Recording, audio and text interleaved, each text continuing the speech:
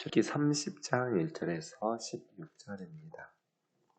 너는 분향할 제단을 만들지니 곧 조각목으로 만들되 길이가 한 규빗, 너비가 한 규빗으로 네모가 반듯하게 하고 높이는 2규빗으로 하며 그 뿔을 그것과 이어지게 하고 제단 상면과 전후 좌우면과 뿔을 순금으로 싸고 주위에 금테를 두르지며 금테 아래 양쪽에 금고리 둘을 만들되 곧 그 양쪽에 만들지니 이는 제단을 매는 채를 꿰 곳이며 그 채를 조각목으로 만들고 금으로 싸고 그 제단을 증거계 위 속죄소 맞은편 곧 증거계 앞에 있는 회장 밖에 두라.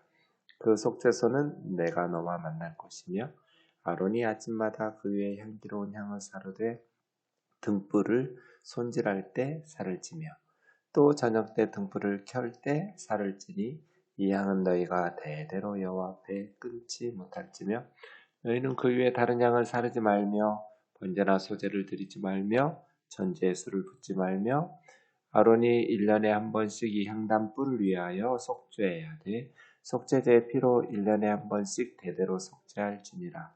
이 제단은 여호와께 지극히 거룩하니라.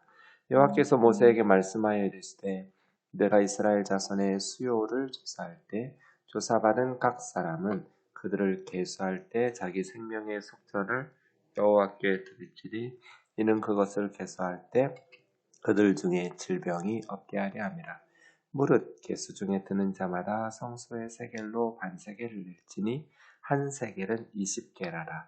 그 반세겔을 여호와께 드릴지며 계수 중에 드는 모든 자 곧 20살 이상 된 자가 여호와께 드리되 너희의 생면을 대속하기 위하여 여호와께 드릴 때 부자라고 반세겔에 더 내지 말고 가난한 자라고 덜 내지 말지며 너는 이스라엘 자손에게서 속전을 취하여 회막 봉사에 쓰라. 이것이 여호와 앞에서 이스라엘 자손의 기념이 되어서 너희의 생명을 대속하리라. 아멘. 여러분, 오늘은 분향단과 생명의 속전에 대한 말씀을 묵상할 텐데요. 먼저 성전 전체의 구조를 설계도를 머릿속으로 상상하면서 그려보세요. 직사각형으로 벽이 있죠. 네, 오른쪽에 문이 있어요. 문으로 들어가면 뜰 나와요. 처음 나오는 성전 도구는 뭐예요? 네, 번제단이죠. 놋제단, 바깥제단이라고 부르는 짐승을 태워 바치는 번제단이 있어요. 그 다음에 뭐가 나와요? 물두멍 나오죠. 이제 내일 살펴보게 될 물두멍이 나와요. 놋으로 만드는 대야로 만들고 밑에 이제 받침대 만들어지는 제사장이 성소에 들어갈 때 손과 발을 씻고 또 번제단에서 제사할 때 손과 발을 씻도록 되어 있는 물두멍이에요. 세숫대야 같이 생각하시면 되겠어요. 놋으로 만들어진. 그 다음에 이제 성전 건물이 나오죠. 성막이죠. 지금 광야에서는 성전이 아니고 그 성막에 방이 2개가 있어요. 큰 방을 뭐라고 불러요? 성소, 작은 방을 지성소. 성소와 지성소를 구분하는 커튼을 휘장이라고 불러요. 근데 성소에 들어가는 것도 휘장이에요. 단어는 다르지만 한글 성경으로는 휘장이라고 나왔어요.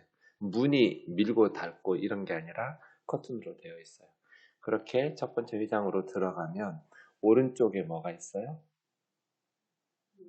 진설병상이 있어요. 네. 그 다음에 그 맞은편 아래쪽 왼쪽 편에는 금초대.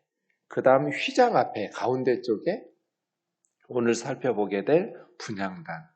분향단을 금으로 만들었기 때문에 금제단이라고 부르기도 하고 안쪽에 있으니까 번제단, 바깥제단, 놋제단하고 구분해서 내부의 제단 혹은 금제단, 분향단 이렇게 불러요. 휘장 안에 지성소로 들어가면 언약궤가 있죠. 언약궤, 덮개, 천사와 천사 사이를 속죄소 이렇게 불러요.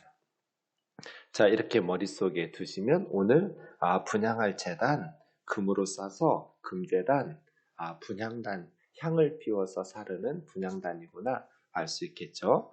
30장 1절에서 10절까지는 분향단 이야기예요. 너는 분향할 제단을 만들지니 향을 태워서 하나님 앞에 향기로운 연기로 연기가 나서 가리기도 해요. 사실은 만들진이 분향단도 금으로만 다 만드는 것이 아니고 조각목, 아카시아 나무, 시딤이라고 그랬죠. 아카시아 나무로 만들고 금으로 싸는 거예요. 네. 길이가 한 규빗 45cm죠. 여기 이 끝에서 이 끝까지. 그러니까 하나 정사각형이에요. 뭐 그렇게 크지는 않죠. 향을 피우니까 그렇게 큰 성구일 필요는 없겠죠. 45cm, 45cm 정사각형으로 하고 높이가 2규빗이니까 90cm예요. 보통 진설병상이나 또 언약궤는 한 규빗 반이었거든요. 1.5규빗. 근데 분향단은 2규빗이니까 진설병상이나 언약궤보다 더 높은 거죠. 한 22.5cm 정도 더 높이 올라오게 되어 있어요. 그런데 이 분향단도 위쪽에 4개의 뿔이 있는 거예요. 번제단도 그랬죠. 바깥 노제단도. 네, 금제단, 분향단도 4개의 뿔을 만들고 전체를 금으로 싸게 되어 있습니다. 그리고 나서 3절에 보시면 순금으로 싸고 금태를 둘러요. 그러니까 전체를 순금으로 싸고 둘레는 다시 금태로 한 번 더 두르는 거죠. 그래야 모서리가 파손되지 않을 테니까요. 그런 식으로 금태로 두를지니 금태 아래 양쪽에 금고리 둘을 만들어요. 보통은 언약궤나 진설병상이나 번제단이나 다 금고리가 4개씩 만들어서 채를 2개를 끼워가지고 운반했잖아요. 근데 분향단은 고리를 2개 만들어서 채를 하나만 끼는 거예요.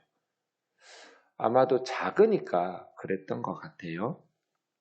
중심 잡기가 쉽지 않을 텐데 그런 생각도 드는데 어쨌든 크지 않고 고리를 딱 맞춰서 채를 딱 끼우면 그렇게 쉽게 이동할 수 있어서 2개만 만든 것 같습니다. 그 매는 채를 꿰 곳이고 그 채는 조각목으로 만들고 이제 고리에 끼워서 운반하는 막대기죠. 다시 아카시아 나무로 만들고 금으로 채도 싸고 그 제단을 분향할 제단이죠. 금제단, 분향단이에요. 증거궤 이게 이제 언약궤예요. 언약궤를 법궤, 증거궤, 언약궤라고 하는데 언약궤 위쪽이 속죄소죠. 그룹 천사와 천사 사이. 속죄소 맞은편 곧 증거궤 앞에 있는 휘장 밖. 지성소의 입장에서 보면 증거궤가 있으니까요. 언약궤가 그 바깥쪽에 그러니까 이제 넓은 방 속죄소 그 성소가 되겠죠. 그 위치 얘기하는 거예요. 지금 성소와 지성소를 구분하는 휘장 바깥에 있는 넓은 방 성소 앞에다가 그러니까 그 속죄소가 하나님이 임재하거든요. 불기둥 구름기둥으로 하나님께서 임재하시는 가장 가까운 곳에서 분향하는 거죠. 휘장 바로 앞에서. 그 다음에 양쪽에 금초대와 진설병 상이 있고요. 그러니 분향할 분향단이 하나님과 가장 가까운 곳인 거예요.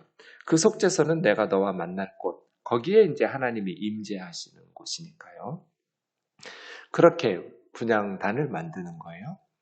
그럼 언제 분향향을 피우는가? 하루에 2번씩 해요. 7절 보시면 아론이 아침마다 향기로운 향을 사르는데 등불을 손질할 때 여러분 그 금초대에 등불을 이렇게 저녁에 켜고 아침에 끈다고 그랬잖아요. 그럼 아침에 손질한다는 건 뭐겠어요? 밤새도록 등불이 탔으면 심지가 탔겠죠? 그러니까 잘라가지고 단정하게 아침마다 그 등불의 심지를 잘라내고 다듬겠죠. 그리고 낮 시간에는 불을 안 켜요. 그 다음에 저녁에 다시 이제 불을 켜겠죠. 저녁에는 불만 켜면 되지 아침에 심지 다듬었으니까 다시 다듬는다는 말이 필요가 없겠죠. 그러니까 밤새도록 불이 켜져 있었으니까 아침에는 심지를 잘라서 다듬어요. 그리고 낮 동에는 불을 켜놓지 않으니까 저녁에는 그냥 불만 켜면 돼요. 이게 금초대거든요. 그렇게 등잔을 아침에 끌 때, 등불 손질할 때 향을 피우고, 저녁에 등불 켤 때, 그러니까 상번제를 드리잖아요. 아침에 한번 해 뜰 때, 저녁에 한번 해질 때, 우리가 어제 살펴봤던 것처럼 그렇게 상번제를 드릴 때 분향을 하는 거예요. 그 상번제 드릴 때 순양으로 바깥 번제단에서 하나님 앞에 번제 드리고, 그 다음에 이제 성소로 제사장이 들어가서 향불 그 금초대 손질하고 불 켜거나 손질하거나 하고, 그 다음 분향단에 와서 향을 사르는 거예요. 진설병 떡은 날마다 교체하지 않아요. 일주일에 한 번 정도씩 그런 식으로 하니까요. 근데 날마다 하는 것은 등불을 손질하고 불을 켜는 거 하루에 2번씩 그렇게 금초 때 해야 돼요. 그리고 분향하는 거. 그렇게 아침에 한 번, 저녁에 한 번 분향을 하는 거죠. 그런데 8절 보세요. 이 향은 너희가 대대로 여호와 앞에 끊지 못할지며 하루에 2번씩 분향하는 것을 중단하지 말라는 거죠. 대대로. 매일 2번씩 빼먹지 말고 하루에 2번 아침 저녁으로 하나님 앞에서 향을 사르라는 거예요. 9절에 보면 그 외에 다른 향, 하나님께서 지시하시지 않은 그 어떤 향을 사르는지는 내일 살펴보게 될 거예요. 34절에서 38절까지 그 향을 만드는 방법을, 재료들을 이야기하고 있어요. 그 다음에 그 분향단에는 번제나 소제나 전제의 술을 붓는 게 아니에요. 번제나 소제나 전제는 바깥 노제단, 번제단에서 드리는 거지, 성소에서 무슨 번제를 드리거나 곡식을 태워서 소제를 바치거나 술을 부어드리는 전제를 하는 게 아니고, 거기는 향만 피우는 거예요. 성소에 있는 분향단에서는. 그래서 다른 향, 하나님께서 말씀하시지 않은 다른 향은 사르지 말고 번제, 소제, 전제 이런 건 드리지 말고 향만 살라서 향기로운 연기를 내도록 하게 되어 있죠. 10절처럼 1년에 한 번씩 7월 10일 대속죄일에 이제 대제사장이 지성소 들어가는 유일한 날이죠. 그때 이 금초대에 넷불을 피를 발라서 속죄. 속죄의 피로 바른다는 것은 더러워졌고 죄로 오염됐다는 뜻이거든요. 그래서 깨끗하게 죄를 씻는 게 속죄니까 1년 동안 사용하다 보면 또 인간들이 이렇게 하나님 앞에 나아가서 향을 사르지만 모든 사람과 모든 사물은 죄로 물들거든요. 그래서 피로 깨끗하게 씻는 정결 예식이 필요한 거예요. 그래서 1년에 한 번씩은 인간들이 접촉해서 부정해졌으니까 속죄를 하도록 피로 발라서 거룩하게 하라는 거예요. 이것이 분향단이에요. 요한계시록 5장 8절과 8장 3절에서 5절 보면 분향단 이야기를 하면서 금이잖아요. 그 금향단에 천사들이 향이 가득한 연기를 가지고 하나님 앞에 올려가는데 이게 성도들의 기도니라 그랬어요. 그러니까 하나님께서 하나님 앞에 바치는 향이잖아요. 아주 향기로운 향을 피워서 하나님 앞에 드리는데 그것은 하나님 앞에 올라가는 향기로운 연기거든요. 그것을 2가지로 생각할 수 있을 것 같아요. 우리가 뭘 하나님 앞에 단순히 그런 향 피우는 것이 아니라 그것이 상징하는 것이 뭐겠어요? 무엇이 하나님 앞에 올라가는 향기로운 연기가 될까? 계시록에 의하면 기도라는 거예요. 기도. 성도들의 기도가 하나님 앞에 올라가고, 또 하나 생각할 수 있는 것은 성도들의 순종하는 삶이겠죠. 향기로운 삶이 하나님 앞에 향기로운 연기가 되어서 올라간다. 이렇게 말할 수 있겠죠. 기도라고 한다면 6절에 하나님 가장 가까운 곳에서 기도하는 거죠. 그리고 기도는 8절에 있는 것처럼 하루에 2번씩 영원히 대대로 끊지 못해요. 그래서 어제 제가 상번제를 드리며 아침에 하루를 시작하면서 하나님 앞에서 시작하고 저녁에 하루를 마무리하면서 하나님 앞에서 마무리하듯 이제 상번제 드릴 때 아침에 심지, 족대의 심지를 정리할 때, 해 뜰 때거든요. 그때 하나님 앞에서 향을 피우면서 기도하는 거죠. 하루를 시작할 때. 그런 의미에서 새벽 기도가 의미가 있는 것이죠. 하루를 시작하는 시간에 하나님 앞에 먼저 예배하고 기도하고 이렇게. 그 다음에 하루를 마무리하면서 하나님 앞에서 기도하고 또 하나님 앞에서 하루를 마무리하고 그리고 대대로 하나님 앞에서 끊어지지 않게 기도는 쉬는 게 아니죠. 쉬지 말고 기도하라. 쉬지 말고 기도하라는 것은 기도하면서 시간을 보내라는 뜻이 아니에요. 그거 어떻게 살아요? 하루 종일 24시간을 어떻게 쉬지 말고 기도를 해요? 기도만 하면서 살 수는 없잖아요. 쉬지 말고 기도하라는 것은 여러분 일주일 내내 쉬지 않고 비가 왔어. 이게 두 가지 의미를 가지고 있어요. 하나는 일주일 동안 진짜 1분도 쉬지 않고 계속 비가 왔다라는 뜻도 있고 그러면 진짜 난리 나겠죠? 하나는 하루에 1시간씩이든지 몇 분씩이든지 하루도 빠뜨리지 않고 매일 비가 왔어요. 일주일 내내 쉬지 않고 비가 왔어. 이렇게 말할 때 보통 후자죠. 일주일 동안 하루 24시간 계속해서 일주일 동안 비 오는 적은 없잖아요. 그렇게 홍수나고 큰 피해가 입을 비는 아니고 보통은 일주일 동안 쉬지 않고 비가 와서 하면 하루에 조금씩이라도 몇 시간씩이라도 몇 분씩이라도 에브리데이 비가 왔을 때 쉬지 말고 기도하라는 건 후자예요. 24시간 기도만 하라는 뜻이 아니에요. 네. 여기 보면 하루에 2번씩이죠. 상번제 드리는 아침 시간에 저녁 시간에 향을 피워서 기도. 그러니까 매일 빠뜨리지 말고 규칙적으로 하나님 앞에 나와서 기도하라는 거예요. 골방에 가서 기도하라는 거죠. 이게 쉬지 말고 기도하라는 뜻의 의미예요. 다른 건 하지 말고 기도만 하라는 것이 아니라 하루도 빠뜨리지 말고 쉬지 말고 매일 비가 오듯이 그렇게 기도하라는 거예요. 아침에 한 번, 저녁에 한 번 이렇게 기도했죠. 유대인들은 점심시간에도 한 번 해서 다니엘처럼 하루에 3번씩 기도하는 게 습관인데요. 또 무슬림들은 하루에 5번씩 아잔이라고 하면서 새벽부터 울려가지고 기도하는 시간을 가지죠. 우리 그리스도인들도 이렇게 대대로 여호와 앞에서 끊어지지 못하게 할지니라. 쉬지 말고 기도하는 것 하루에 2번씩 분향하듯이 그렇게.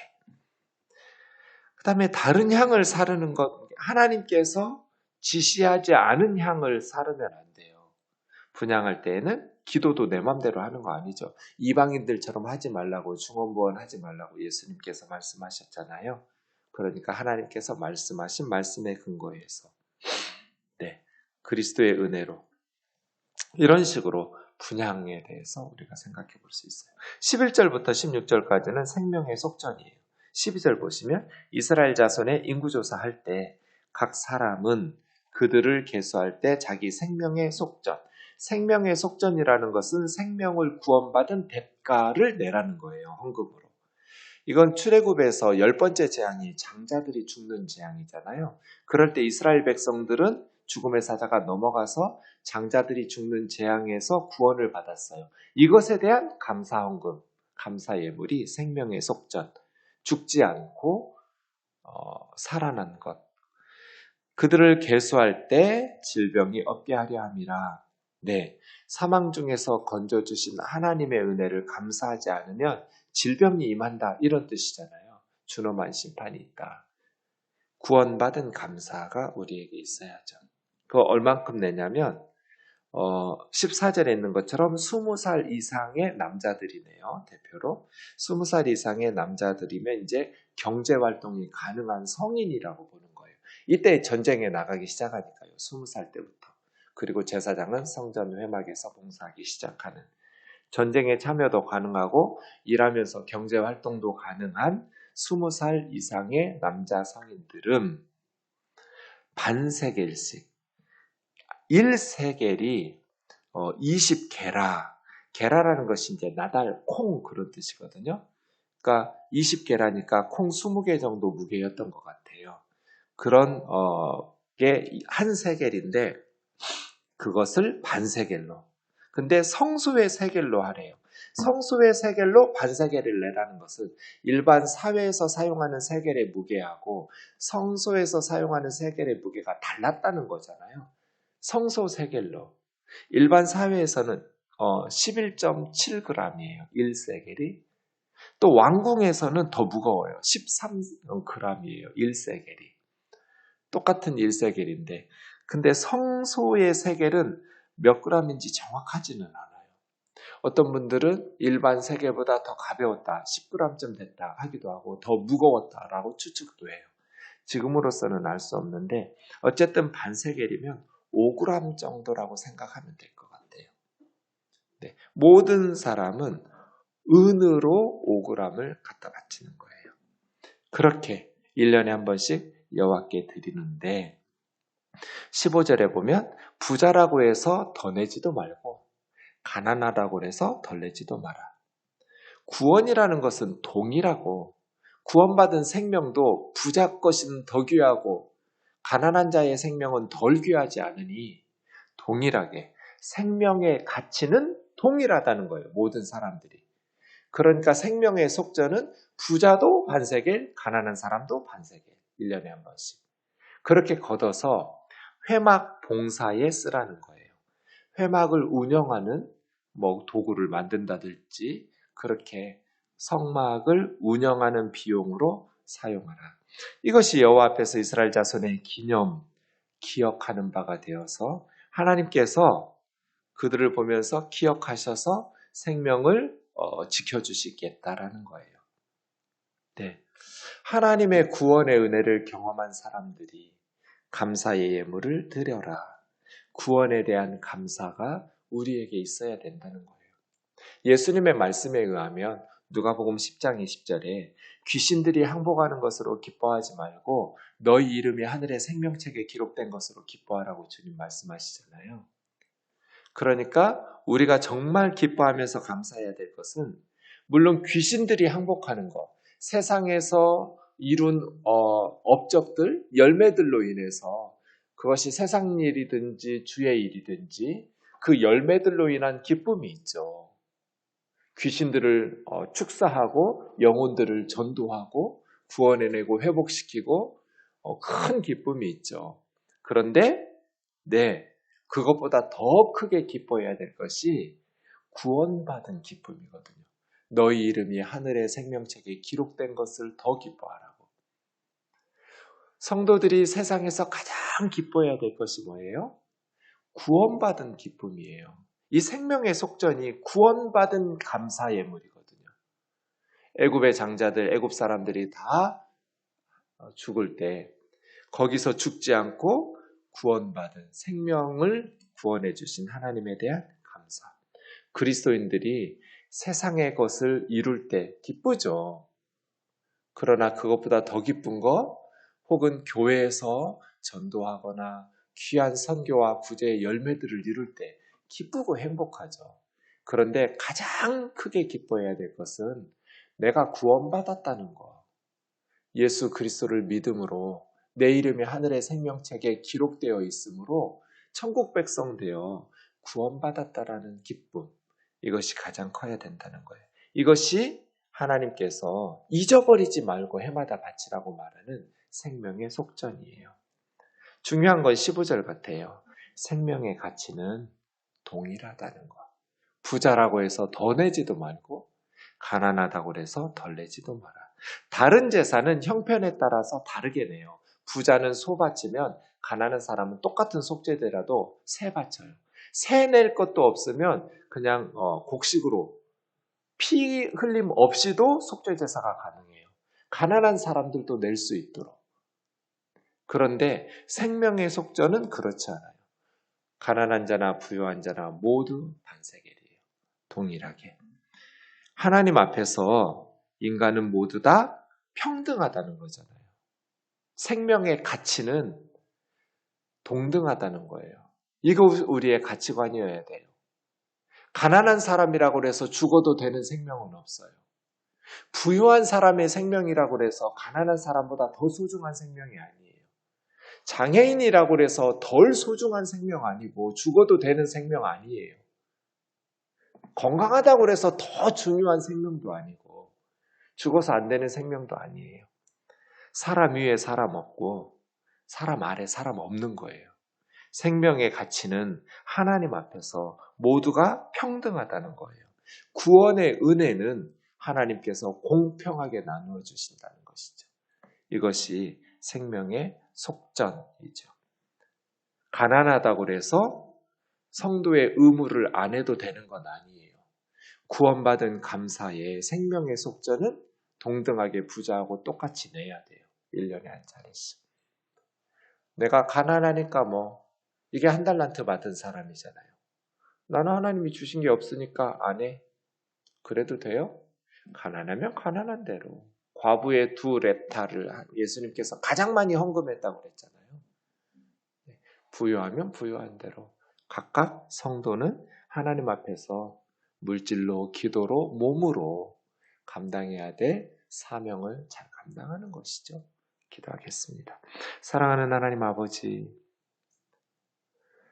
분향단에서 아침 저녁으로 향을 살라 하나님께 향기로운 연기로 주님 앞에 올려드린 것처럼 쉬지 말고 기도하라는 주님의 말씀 기억하면서 날마다 끊임없이 대대로 기도하는 가정이 되게 하여 주옵소서. 우리 우면동 교우들의 삶이 기도 외에는 이런 유가 나갈 수 없다는 주님의 말씀 기억하면서 기도하면서 성령의 능력을 힘입어 믿음으로 승리하는 삶이 되게 하여 주옵소서. 생명의 속전 하나님께서 바치라 하셨사오니 우리가 구원받은 감사를 늘 주님 앞에 기도로 물질로 또 마음의 찬송으로 하나님 앞에 감사하는 성도 되게 하여 주옵소서. 이 세상에 우리가 이룬 업적보다 예수 그리스도를 믿어 구원받은 감사가 더 클 수 있도록 인도하여 주시고 생명의 속전이 모두에게 동일하듯 우리의 생각과 가치관이 이 땅의 모든 사람들이 하나님 앞에서 평등하고 생명의 가치가 동등하다라는 이 성경의 준엄한 원칙을 기억하며 모든 사람을 소중히 여기며 살아가게 하옵소서. 예수님의 거룩하신 이름으로 기도하옵나이다. 아멘.